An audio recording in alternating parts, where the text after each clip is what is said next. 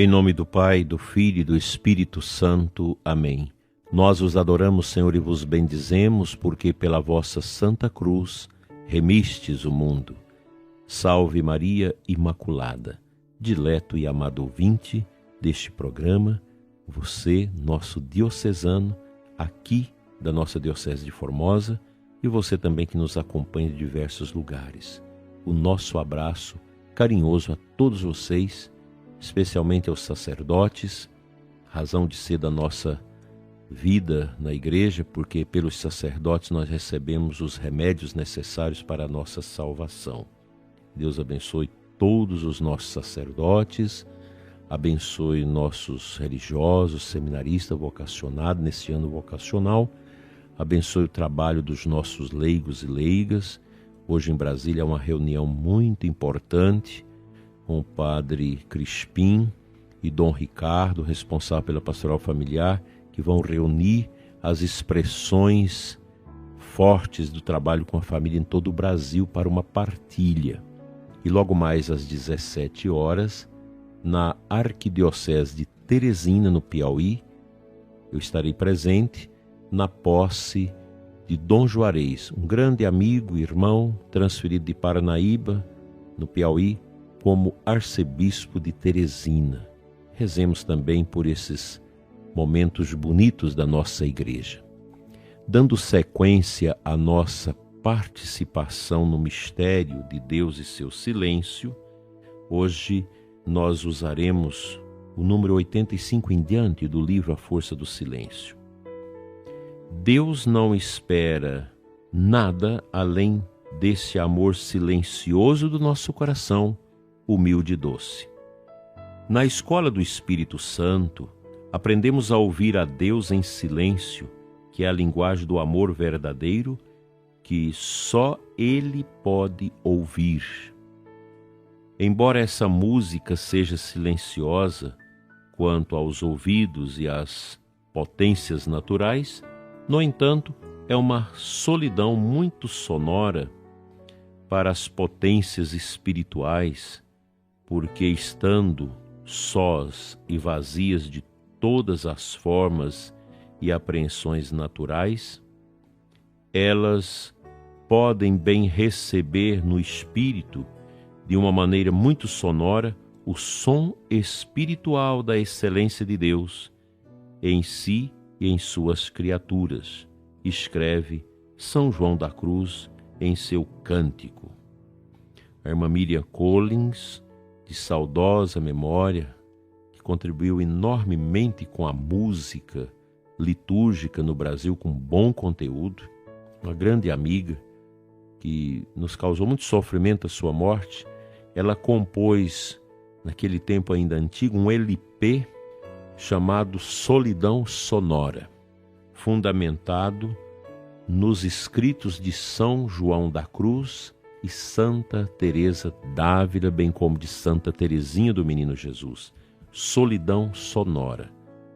Esse conjunto de músicas da irmã Collins, Miriam Collins, é uma preciosidade, que eu me lembro, lá pela década, no início de 90, nos votos perpétuos de uma irmã, das Irmãs da Providência de Gap, no bairro do Limão, em São Paulo, a irmã Teresinha Bustamante, uma grande amiga e promotora da minha vocação, com as irmãs cantaram as músicas deste grande LP.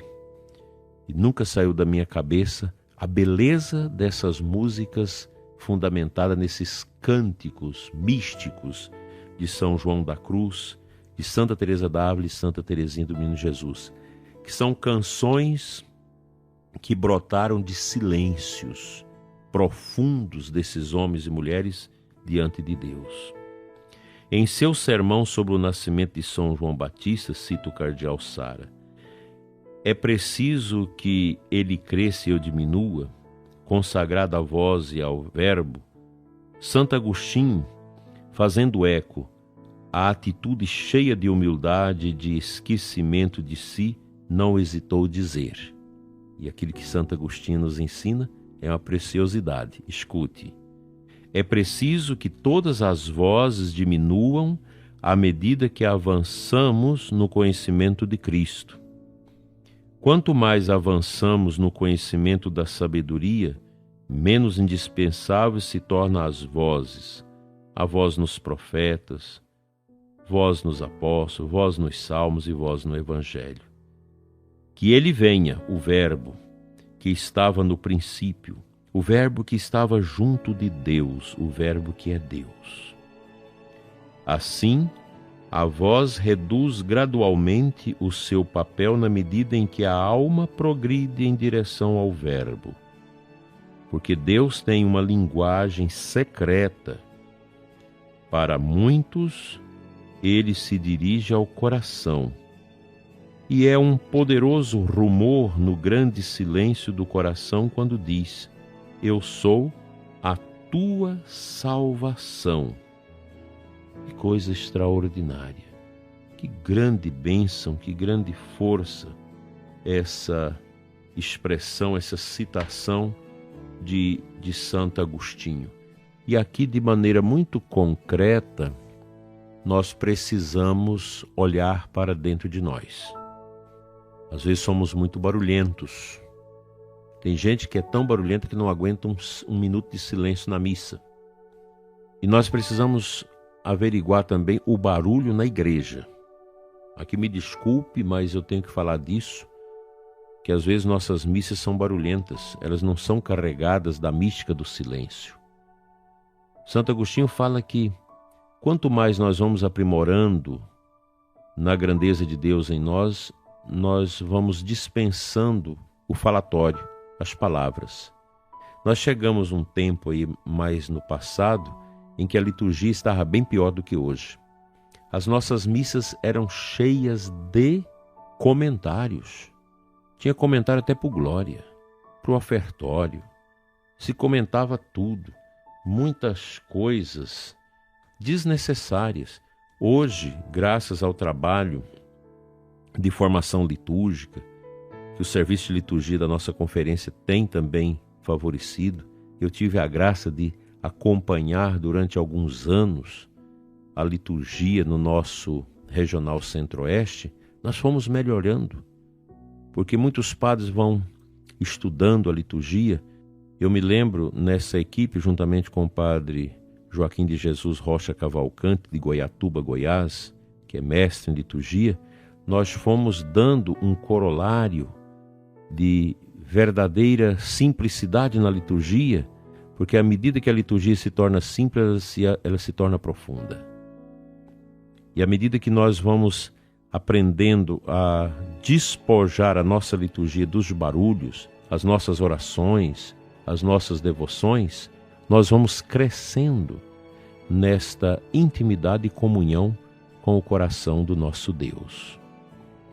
É uma palavra que eu deixo aqui, sobretudo para os irmãos que cuidam da liturgia, do canto. Nós precisamos despojar os nossos cantos. Nós cantamos muitas bobagens na Santa Missa, muitas coisas que não têm nada a ver. Os grupos de canto precisam estudar, precisam saber o que é a liturgia, o que é o canto litúrgico, como que a gente deve trabalhar o canto litúrgico na celebração para ajudar as almas a viver essa graça de Deus. Não é essa barulheira, cantar alto, tocar os instrumentos lá em cima. Não é esse. Esse não é o caminho. A liturgia precisa ser despojada, ela precisa ser silenciosa. Nós não precisamos de uma liturgia que carregada de barulho e de tantas coisas que não ajudam a grandeza do mistério de Deus em nós. É uma palavra que eu digo para vocês com muito amor, sem querer agredir ninguém, mas nós precisamos fazer uma autocrítica daquilo que nós realizamos nas nossas igrejas. A gente vai nas festas de barraquinha das nossas igrejas, músicas imundas, músicas terrivelmente pecaminosas, músicas do mundo dentro da barraquinha da igreja.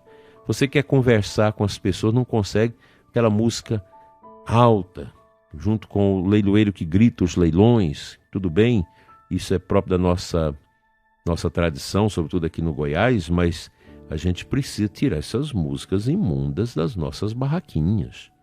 Pelo amor de Deus! O dia todo as pessoas já escutam essas rádios nossas que são cheias, carregadas de imundícia, menos a nossa Rádio Imaculada, aqui de Formosa, que a gente não tem essas músicas. E você chega na festa da igreja, você não tem como tomar um lanche ali com as pessoas e conversar por causa do barulho. E uma música que agride os seus costumes, que agride a sua fé, que agride os costumes familiares. Vamos pensar nisso. A gente precisa ter humildade. E o padre também, meu irmão padre, dê a sinalização da profundidade do silêncio à sua paróquia. Não deixe as coisas correrem soltas, como nós estamos vendo por aí.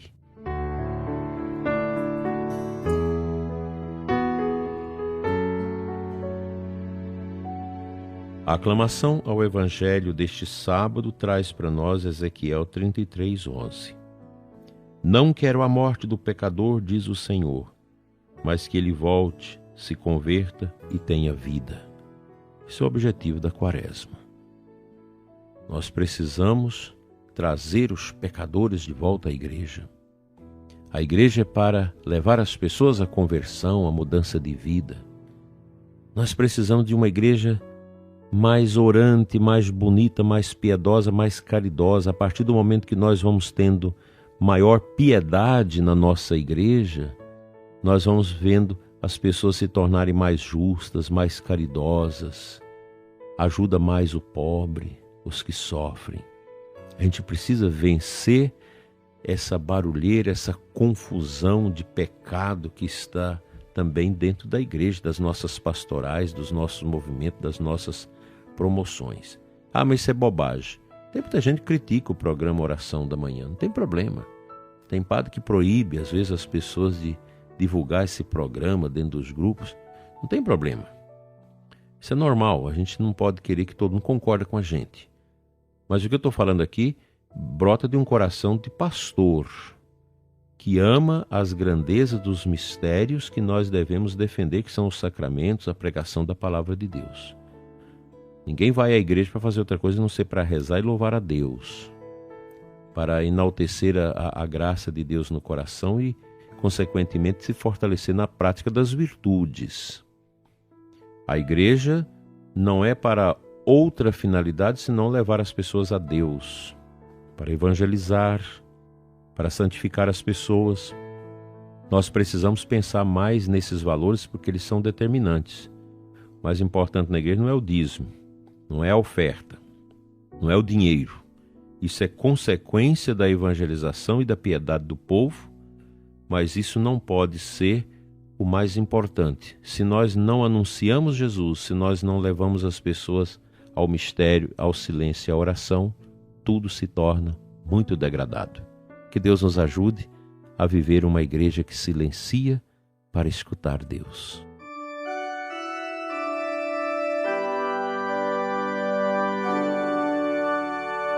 Pai Santo, Deus de amor, abençoa o ouvinte do programa Oração da Manhã. Abençoa-nos com as virtudes de Nossa Senhora, especialmente a virtude da mulher de silêncio. Que silenciando, Senhor, nossos barulhos interiores, possamos melhor te ouvir, te amar e te servir. Amém.